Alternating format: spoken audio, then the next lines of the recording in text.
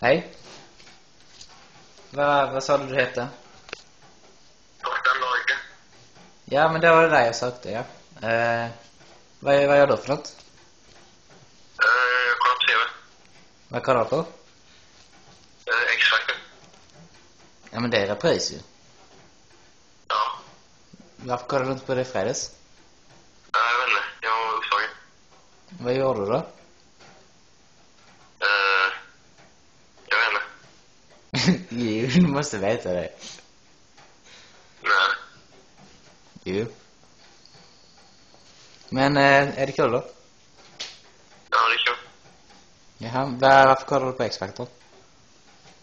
Jag vet inte ifall alla vill kolla på det. Men jag vill inte kolla på det. Det kan vara imorgon.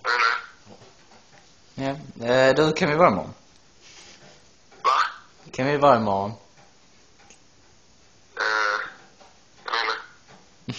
Ja, men säg gärna nej då. Nej. Varför? Det var därför jag ringde dig ju.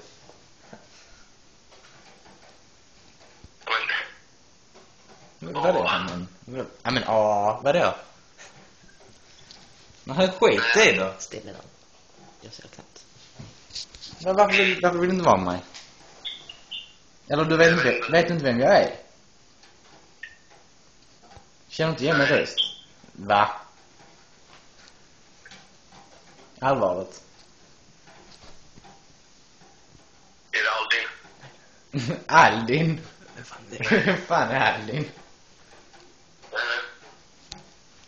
Nej, ja. Så gick det bra att vara imorgon? Nej, jag tror inte. Va? Jag ska sova imorgon. Ja, men det ska jag också. Jag menar efter skolan. Jag måste gå nu. Men jag vill ha ett svar. Ja eller nej? Nej. Kör mycket som Minecraft. Ja, men vi kan köra Minecraft eller något sånt. Nej. Nej. Varför?